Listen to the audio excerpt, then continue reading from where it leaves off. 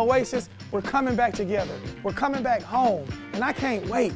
We have a $500,000 goal that we need to reach on New Year's night and before. The pandemic has affected everybody differently, but what we did is we sold, and we continue to pay our bills. We continue to help the community. We also bought a church, opened a TV and movie studio, expanded ourselves online. We were able to keep a lot of staff. We were able to do so much for so many people. We had to find a way to fund humanitarianism and to fund the Acts 2 church, doing what God told us to do as a church in the middle of a pandemic. God has kept us through this whole time, but I need your help. And I'm so excited to be reopening Oasis Church. We've been on the Word Network for years. We've done ministry all over the globe. I'm excited about reopening the church.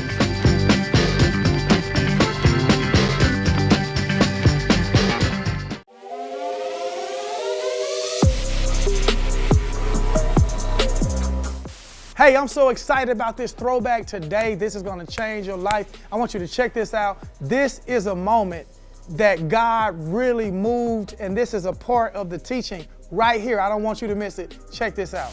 Never let what you've lost stop you from reaching for what you're going to gain. God has to cut and make room.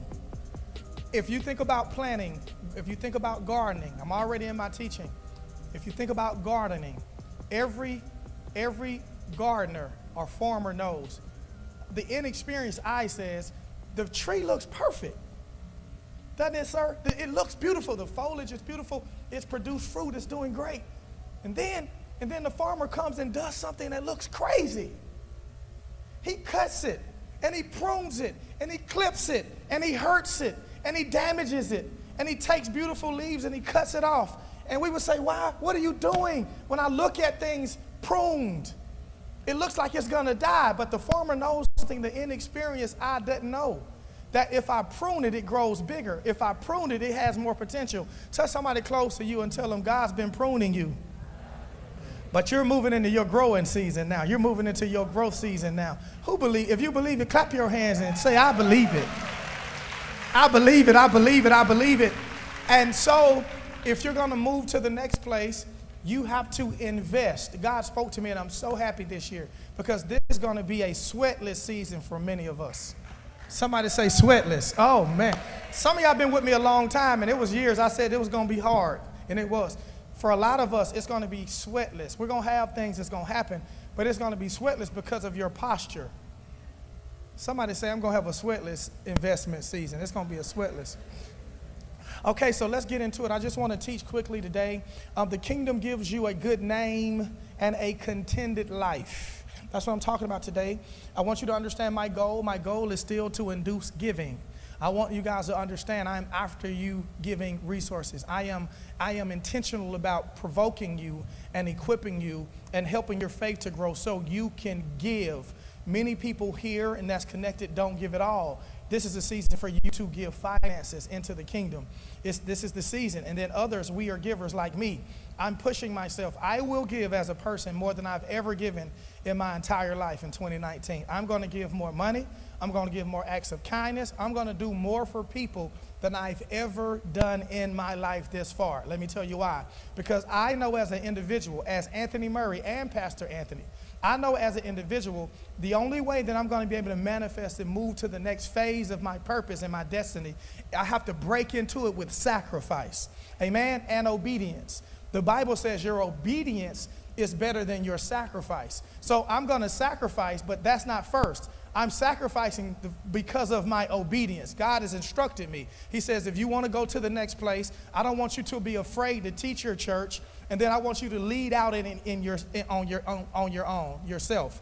Touch somebody close to you and tell them, come on with me, come on with me, come on with me. There is no difference between the rich and the poor in God's kingdom. God promises a good name to all his citizens, a good name.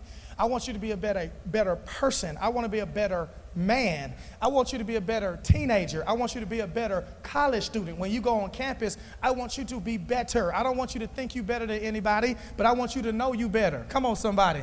I know you was taught a little different. I don't want you to walk around stuck up and acting funny. I don't want you to think you better. I want you to know you're better. Come on. I am better, and because I'm better, I won't do that. Come on, y'all. Because I'm better, I won't think like that. Because I'm better, I don't follow the crowd. You're a trendsetter. If you notice me, I don't follow the crowd. I set the pace. Come on, y'all. I set the pace for the culture. I set the pace. And that's who you are. We're all connected. God promises a good name to his citizens. Comprehension is the original sin, or comparison is the original sin and continues today. But status is from God, and he gives positions according to his desire. And so God has given you this position in the earth. You just got to see it. He's given you this position in life. You just got to see it. That was one of my biggest challenges, is to see myself the way God saw me. To believe believe in myself the way God believed in me. I talked about us being in the lunchroom. You saw the picture. Did you see that picture of the ugly building? I put a banner on it with a building we wanted to build, and people said, "Are you crazy?" I said, "One day our church gonna look like that." I had to put an image out there on the wall so I can continue to believe what God showed me. And guess what? When you believe in yourself, then God will send other people to believe in you too. Some of you are waiting on other people to encourage you. They can't encourage you until you encourage yourself. They can't believe in you until you believe in yourself. And so one of the ways for you to break into this new person that God's wanting you to be, you've got to sacrifice.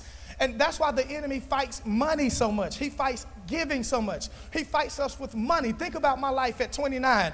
Money was telling me I couldn't do it. My age wasn't really telling me. Money was saying, you don't have it. You can't do it. You can't afford it. You can't afford to be blessed. You can't afford to be obedient. You can't afford to do what God's called you to do. And so what God instructed me to do is break off some of what I already have. If I can't trust you with a little, I can't trust you with a lot.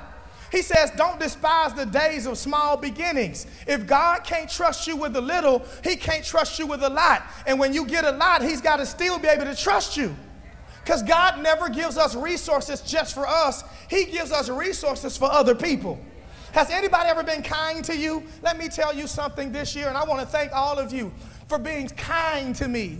I know it seems weird. You think because I'm up here, everybody's kind to me. Everybody's not kind. I get a lot of jealousy. Anybody got haters? I get a lot of expectations. People put more expectations on me than they do their own selves. Come on, y'all. Let's tell the truth. So when I was shown kindness, it broke something in me. It unlocked something in me. And that's why God needs to take you through things to grow you. Don't be afraid of going through. There is a blessing. Come on, somebody. There is a blessing. There is a blessing on the other side of what you're going through. So watch this. Keep your eyes on God and on your personal prosperity, and it will keep you contented. I want to talk about what this word contented means. It's beautiful. It's contented. It means to be happy, at ease. It means, here's some synonyms: at peace, cheerful, comfortable, content, glad, gratified, pleased, satisfied, serene, thankful. Here's another thing that I want to talk about when you're contented with your life. You don't live in fear. See, people who are contented with their life don't live in fear. It don't mean you don't want more. I want more. I always want more. I'm going to be 85 wanting more. I'm going to be 90 like, yeah, let's keep going. I'm going to be 90 years old trying to have vision. They're going to be like, well, you sit your old behind down. I'm going to be like, I ain't old as you think I am. Let me tell you something. It don't mean that you don't want more, but it's understanding how to manage and be happy with what God's giving you and how to use it to its maximum potential. And so when I'm contented, it means I have no fear. I'm not afraid to release. I'm not afraid to give. I'm not so attached to anything that I can't give it. Let me tell you what I learned, Jerry. Everything I got, God gave it to me. And if God requires me to give, then I got to do it. If God gave me this good personality where I can get joy when other people can't, then I got to help other people get joy when they don't have the strength to be joyous. Then I got to come in their life and give them some joy. Come on, y'all. Anybody got a peace in your spirit? Peace? Anybody don't have no? You've been drama free 2018. Anybody been drama? You don't want no mess. You don't want no crap. You don't want to hear about it. You don't want to be involved. You got to share that with somebody else. Anybody God's blessed you with a raise? He blessed you with a job. He blessed you with some money. He blessed you with some stuff. He blessed you with some things. Some of you would not believe 3 years ago that you would live like you living now. Anybody here? If I'm talking to you, make some noise. I know some of you online watching. How many people in here said, I wouldn't have thought 3 years ago I could live like I live now? Who did it? God did it. And if you think you're doing good now, you better put your seatbelt on. If you think you shouting now, you better put your seatbelt on. If you think you happy now, you better put your seatbelt on. Get ready, because God is about to outdo what he's already done in your life. Let me say it again. God is about to outdo what he's already done in your, oh, that felt good. God is about to outdo. God is in competition with himself about you. But the problem is he can't bless people who won't obey him. God is speaking to you about giving. He's speaking to you about it. I know he is, because he's been whooping me and telling me you better not be scared. Don't you stand up there and tell him. If you stand up there and tell him, I'll reject you and put another preacher in your place. Y'all think I'm playing? If you don't do what I'm telling you to do, I'll eject you, I'll put you out, and I'll put somebody else in the game. I said, no, coach, no, coach. Let me tell them the truth. God has already been speaking to you about giving. Not just in church, but in your life. Living a life from a baseline of gratitude. Living a life from a baseline of generosity. You got to be willing to do it. And as God's been telling me what he's going to do with the church, he's showing me I'm going to do it by many or by few. On the video, I said, play the video again, because I had a meeting and I had a church full of people. We had about 200 people, 6-7 months, right? In the lunchroom. And I said, I'm having a church meeting. I found the building. I thought everybody was going to stay. I thought the whole church was excited. Oh yeah, everybody going to stay. Do you know them people left? Do you know everybody but 12 people? Only 12 people stayed. Somebody say prune. Now, we kept growing exponentially. We grew over 1,000 members in year 4, right? We were the fastest growing church in this city for 7 years, fastest growing church. But 12 people stayed, and I got discouraged. But I was too scared to disobey God and leave, because April, I wanted to say, you know what, forget this. I quit. 12 people stayed. But out of 12 people that stayed, do you know we got most of the money to do what we needed to do? One couple walked up and said, Pastor, they didn't even want nobody to know. They grabbed me after the meeting. Let me tell you how, that's what I'm telling you. Some of you need to get excited, because God's got one more day. Somebody say he got 24 hours. God's got one more day. Some of you are making decisions based on the clock. You got to make a decision based on God's calendar. The meeting was over. Do you hear me, man? The meeting was over, man. And they came to me after the meeting and said, Pastor, go get your church. That was the first time I've ever received a large check of a donation. And guess what? We're sitting in what God showed me back then. That's the kind of God we serve. So God he wanted to use them as a conduit to be a blessing. Now, they're tremendously blessed, and the church has been tremendously blessed. God used the church to bless them, and he used them to bless the church. Somebody say, I want to be a blessing. God's already been speaking to many of you, and it's time for you to let it go. It's time for you to release it. And it's time for you to make a decision over and over again that I'm going to be a part of what God's doing. I'm not leaving. I'm not quitting. I'm not throwing up the towel. I'm not going to run off. I know where God's called me to be. Some of my friends that brought me, sometimes God will use people to get you in position that can't go with you where you're going. It don't make them bad people. Sometimes God will just use a friend to invite you. Come on, somebody. And they went on with their life. They're doing great. But God used them to put you in position to prosper. Do you understand what I'm telling you? So again, you got to be at peace with this. This word contented means happy and at ease. It means I'm not afraid. So watch this. Living a contented life, when you do that, you'll always be able to expand, because you don't live in fear. You're not living agitated. You're not living confused and frustrated. Contentment is ease of mind, is happiness and satisfaction. To be content doesn't mean you don't desire more. It means you're thankful for what you have and you're patient for what's to come. Contented kingdom citizens live from a baseline of generosity. Philippians chapter 4, verse 12, it's mind-blowing. I want to give you this for a homework assignment because when we come here tomorrow night, how many of y'all coming for New Year's? It's going to be crazy. I can't wait. And some of y'all stay home because you made a choice and I'm going to get you. No, you're going to be here tomorrow. It's going to be crazy because you want to come into a year right. You want to start a year right. I was doing construction and I had a tile guy years ago. And I said, why are you taking so long with this first row of tiles? I left an hour ago and you only got like 6 tiles done. And he stopped me. He really put me in check, and I need to be in check because I didn't have the critical eye. He says, let me tell you something, sir. I've been doing tile for 20 years. I said, all right. So he said, let me show you something, young man. He just went on sun me. I was like, all right. He said, what you got to do is you got to take your time and you got to get the room square and you got to get each tile cut and lined up right. Because if I take the time to get all these first row of tiles right, the rest of the room going to be right. He says inexperienced tilers go fast with the front, and then when it's over, you look at the room and the room is everywhere. And when we go into New Year's, giving, hearing the word, worshiping, and fellowshipping, we're telling God, I'm taking my time to start my year off right. And if I start my year off right, I can command the blessing over the rest of the year. Do you understand? Here's your homework assignment. I want you to read Philippians 4. Read it all because I don't have the time to exegetically explain to you what Paul was saying, being in prison and being in need and being happy and being sad and going through all of these challenges. But he said this one thing that I want you to see. Philippians chapter 4, verse 12. He says, I know what it is to be in need. And I know what it is to have plenty. I'm almost done. I've learned the secret of being content in every situation. What is the secret? I underlined it. I underlined the secret. He says, I've learned the secret of being content in any and every situation. This is what we need to be after. Whether well-fed or hungry, whether living in plenty or in want. Here's the answer to the secret. Look what he says. Take a picture. It says, I can do all things through him who gives me strength. You got to ask the second question. Who's the him?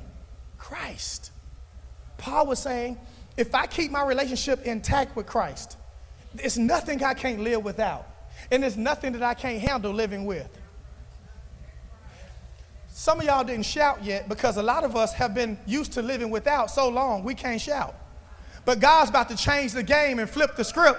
He's about to take you from being the lender and not the, I wish I had about 100 people. The lender and not the borrower, the head and not the tail, above and not beneath. Put it back on and put it back up real quick. I underlined it. He says this, I can do all things through him who gives me strength, through Christ who will give me strength. In this season, God's going to give you strength to manage wealth. Some of you ain't ready to shout, but if you don't leave me, if you stick with me, give me about 60 more days. When I finish with you, you're going to understand I got the right to give and I got the right to prosper. I'm grabbing 2019 by the throat and I'm telling 2019, I'm not under the earth curse. Jesus came and fulfilled every curse that he put on Adam. He came and satisfied the law. He came and satisfied guilt, shame, condemnation, and I command the ground to produce for me. And then when you walk to work, when you walk in the interview, you walk in with a different swagger on you. You don't walk in the interview hoping they give you a job. You walk in the interview deciding which job you're going to take. When I walk in the interview, I'm coming to make this company better. Listen, the managers and the bosses, when they meet me, they start getting excited. I hope he take the job. Do y'all think it's going to be enough what we offer him? Nope. I need you to offer me a little bit more. Because if I come work for your company, I'm going to make this whole floor blessed. I'm going to make this every cubicle on my floor. Listen, the bottom line going to go up. Let me tell you something. The profitability of the corporation is going to increase because you hire me. I want you to understand discord is going to stop because I work here. You okay? Because I work on this floor. We're going to have unity and peace in the break room. Because when I walk in, people know it's drama-free, baby. People start asking me, what am I doing? The steps of a good man or woman are ordered by the Lord. You need to hire me because I got a vision for this company. Dream with me, boss. You got to understand that many of us can't shout. I feel like preaching in here because we've been struggling so long. And you don't understand, you got a right to some stuff, and it has nothing to do with your past. It has everything to do with who God called you to be. What? You got rights to stuff. Some of you got to get so excited about your right that you tell the devil, devil, I speak to you myself. I don't need the pastor to pray for me. I don't need the deacons to pray for me today. I don't need the ministers to pray for me. I don't need nobody to throw no oil on me. Devil, I'm telling you myself, get your hand off my money. Get your hand off my children. Get your hand off my family. Get your hand off my mind. Get your hand out of my stuff. Devil, the Bible says if I resist you, you got to flee. Man shall live by bread alone, by every word that proceeds out of the mouth of God. I feel my help coming. I feel my help coming. I feel my help coming. Contentment, here's a famous quote, is the highest form. Contentment is the greatest form of wealth. I be preaching to the millionaires. I be talking to my bosses. These big boys, man, they be balling. I be like, what you have, the only people who are impressed with what you have is who don't have it. When you get in a room with a real man, we all got it. So who are you? I don't care nothing about your Benz. Care nothing about your Gucci's. Care nothing about your new watch player. Are you for real? Because the only people impressed by what you got is who don't have it. And the people who have it, the ones who you want to impress are the ones that's got it. So the only way you impress a real G or a real boss woman or a real boss guy is who you are authentically as a person. Are you comfortable in your skin? Stop dumbing yourself down to make people happy. Walk and be yourself and know that God's got you. And then he says, I'll give you the power to get wealth. Closing, Pastor, what are you doing? I'm trying to get you to understand why you should be a giver. And why you have to evolve and ascend into a man or a woman that's not bound by the critics of losers. The criticism of losers. Some of you got people telling you crazy for coming to this church and crazy for trusting God, and they jealous of you the whole time. They telling you what you shouldn't drive and what you shouldn't wear and what you shouldn't have, but if they could kill you and be you, they would. But guess what? They can't have your favor. Touch your neighbor and tell them, you can't have my favor. That's why I don't have to be jealous of you, because I got favor. You don't have to lose for me to win, because I got favor. I got favor. People ask me, what about this person? I tell them they ain't Anthony Murray. I had a dude call me and ask me the other day, why would you bring this kind of person to your church? Do you think people would leave and go there? I said, I'm Anthony Murray. What are you talking about? I don't bring it on. I'm the best at being me. Nobody can beat me being me. Touch your neighbor and tell them, can't nobody beat you being you. Who can out Anthony Murray me? Nobody. Who can out be you? Let me close. Gratitude and love are always multiplied when you give freely. Freely. Not because you're being manipulated. And not because somebody's choking you out. And not because, I just want a blessing. When you give from your heart freely. Some of you don't have good friends because you're selfish. They don't want to hang with you because it's always about you. Stop going to the party empty-handed. Go and get a 2-liter and a bag of chips. It'll cost you $3.99 and show up with something in your hand. Sometimes you have some wisdom for somebody. Stop needing help all the time. Hey, how you doing? Well, can you tell me what you think? Oh my God. I can't wait never to see you again.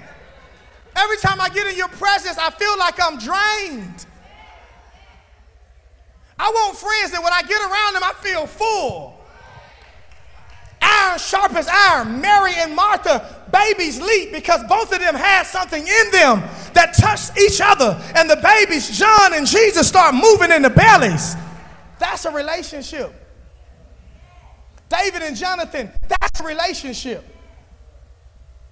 But many of you don't have good friends because you're selfish. I know that hit hard, right? I'm closing. Pow, pow. Close.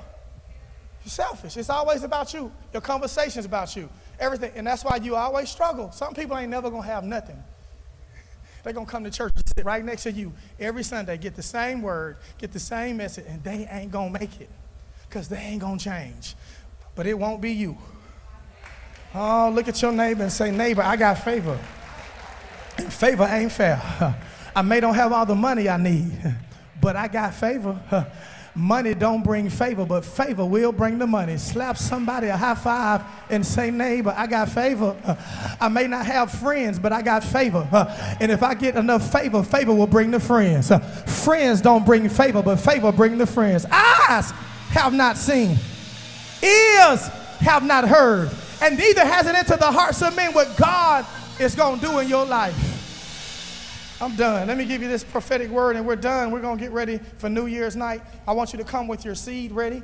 I want you to come to get ready to give. I want you to come ready to worship. I want you to come ready to hear the word. I want you to come with expectation because God is going to meet us. And if I've never told you anything true and I've been telling you the truth, check my record. This will be a pivotal, critical year for us. It will be a sweatless season of investing. And God is going to do stupid, crazy things in the culture. He's going to do crazy things. We're going to grow exponentially in our lives and in our church. Here's a prophetic word. God's inspiring people to give big finances to fund the kingdom agenda.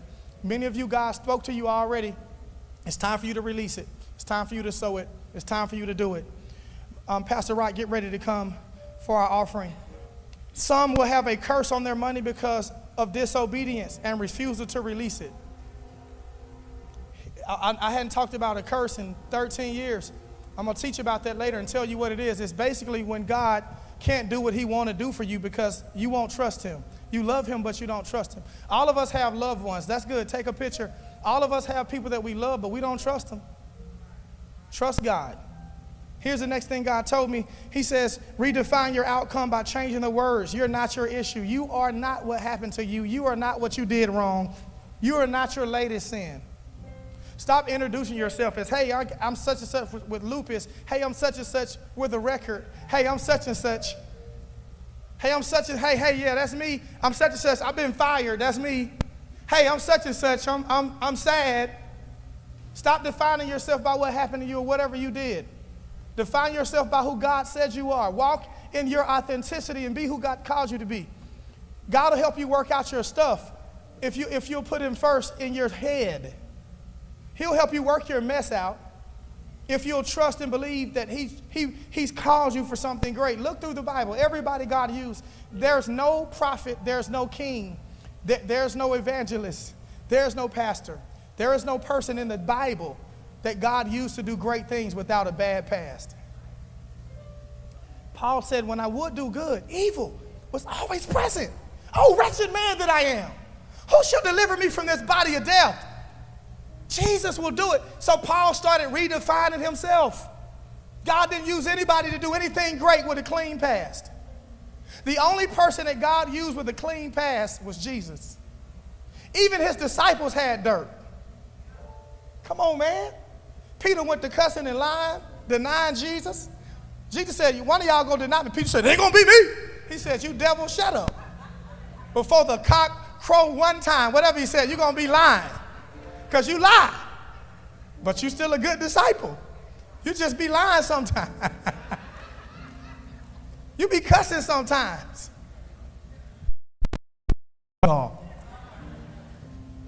Last two, and I got to go. Old school serving. This is the prophetic word. Faithfulness and following Jesus is what's cool. The new swagger will be, I am a rap star, but I work on the connection team at my church. Here's a new, I see the future. God's always showed me the future. He's always showed me the future. I helped make all this cool. When I came up, you had to wear a shirt and tie with a jacket or you was going to hell every Sunday. Let me tell you what's coming back. Old and new is coming back. Old school and new school, there's a collision. And God is saying, I'm going to raise up major people that's going to do stupid, crazy things. You'll be an Instagram star, right? With 2 million followers, right? Getting paid on YouTube, but teaching by a life group every Tuesday night. That's the new swag. That's the new sauce. Why should I tell y'all? It's like President Carter, the President of the United States, teach Sunday school. People go to see him teach Sunday school right now. That's the new swag. That's the new drip. That's the new sauce. Here's the last one. Hearing and believing God. Hearing, believing, and applying the word will give you immediate results. When you learn a principle, you activate it right then. Don't say, I'm going to the gym tomorrow. Hallelujah. Lord, help us all. When you feel inspired, do it now. Because the enemy will steal it. I love you so much. We're going to get ready. Hey, I told you that message was fire. Listen, you have to apply it in your life. Don't let it just be entertaining. Don't let it just be a good moment. You got to keep applying it to your life. I'm excited. Let's go. How do you get in this? I've been trying to figure out, how do I get you to understand how to give your life to Jesus? And I keep thinking about the thieves on the cross. You got Jesus and 2 people next to him. You got one dude on one side. You got another dude on the other. One guy says, if you got all that, get us off. Well, you know, Jesus don't say nothing else about him. The other man said, you must be Jesus. I believe in you. Would you please remember me? Jesus said today. He didn't say 10 years from now. He didn't say you got to go undo all your wrongs. He didn't say you got to uncommit crimes. He didn't say you got to live for 10 years and be perfect first. He says, because of your heart and because of your faith, today you're going to be with me in paradise. That tells me logically and by faith that this is something that happens instantaneously. I believe in my heart. I confess with my mouth that Jesus died on the cross for my sins. I'm sick of the devil and all of his minions running my life. I reject Satan and I accept Christ. I believe in my heart. I confess with my mouth that Jesus died for my sins. I'm saved by faith and I'm saved by grace. In Jesus' name, amen. Don't go anywhere. Hey, my name is Anthony Murray. I'm so excited to be unlocking you today. I want to get to know you personally. I have books, I have coaching, and all kind of stuff that I need to get to you right now. I have a book entitled, What Happened to Your Dreams. It's all about redefining and rediscovering your God-given purpose and dreams. I'll walk you step by step with this book on how to do it. One of my favorite chapters is talking about your personal greatness. And that, listen, you were born to inspire. Some of the things you've gone through in your life was all to get you to this point. You need to get the book. Let me send it to you. Text AMM to 52886 and connect with me. Join me. Become a part of what we're doing. Also, if you'd like to get the book, go to Amazon.com and you can get it right now. I'm so excited about unlocking you, but I need your help. Tell 3 people that Anthony Murray is live and he's ready to unlock. I'll see y'all next time. Peace.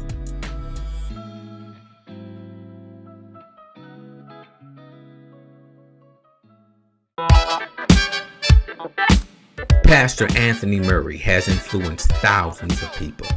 He has been unlocking people for over 20 years. From starting his first youth group, Club VFL, and inspiring students all over Atlanta to give their lives to God and be cool doing so, to starting Oasis Family Life Church, where families have found their safe place. Giving back to people and the community have been a priority for Oasis. Under Pastor Anthony's leadership, people and businesses have been blessed. People have connected and have been encouraged to start their own businesses, write their first book, go after their dreams, and not to settle for not enough or just enough, but to seek God and trust Him to provide more than enough. It is under Pastor Anthony's leadership where people have become saved, families have been blessed, and dreams have been ignited. Pastor Anthony is a leader of alpha men who serve and work in ministry, lead their families to loving God and putting God first. And it taught us we need God. Pastor Anthony started Oasis with just a handful of people and $1,500. Before Oasis became what it is today, as Biggie Smalls said, It was all a dream. It was all a dream. I used to read Word Up magazine, Salt and Pepper and Heavy D up in the limousine. God has given Pastor Anthony a vision for every year Oasis has been in ministry. 2007, the year of closure. 2008, the year of new beginnings and new opportunities. 2009, the year of completion and closure. 2010, the year of vision. 2011, the year to fly. 2012, the year of miracles. 2013, the year of the doer. 2014, the year of the harvest. 2015, the year of the dreamer. 2016, the year of celebration and recovery. 2017, the year of expansion. 2018, the year of incredible faith. 2019, the year of investment. 2020, the year of 10. 2021, the year of kingdom ease. And 2022, the year to go. Just go. Somebody say go. In 2006, starting out in the lunchroom at Hiram High School to building a mega ministry with 3 properties and people connected to the ministry from all around the world, Oasis has grown to be a staple in the community, and Pastor Anthony's vision is just beginning.